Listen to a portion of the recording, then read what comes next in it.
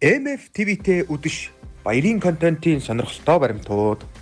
Энэхүү контент нь ердөө 6хан хүний бүрэлдэхүүнтэй ажилласан бөгөөд энэ багт нь ерөөсөө зураглаач байгаагүй маа. Яагаад гэх юм бол офшор онхуш хоёр биенийгаа гар утсаараа бицээрээгаад л дууссан юм.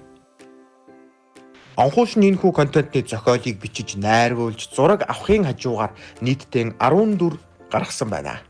Харин офшор нь энэхүү контентэнд бүх эвлүүлэг болон дууны найруулга хийгээд нийтдээ 11 дүрийг бүтээсэн юм.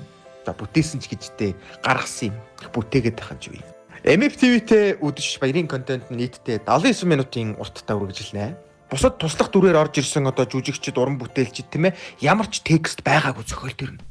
Сонирн богоц. Юусе ямар ч зохиол байхгүй. Тэгэл тухайн үед нь та ингэ хэлжүүл яад юм бэ гэл тухайн үед нь зохиосон. Энэ ч тэгтээ нэг тийм бахархаадах зүйл биш л ахaltaа тэгтэл инээдтэй байгаа ч тийм.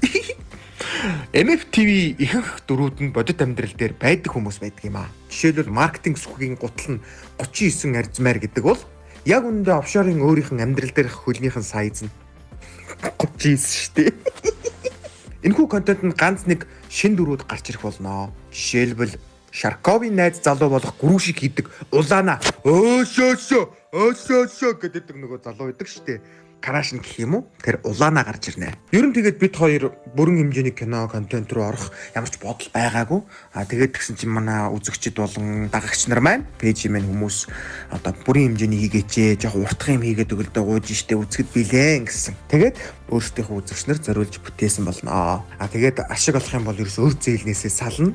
Ашиг олж чадахгүй бол яах вэ тэгэл.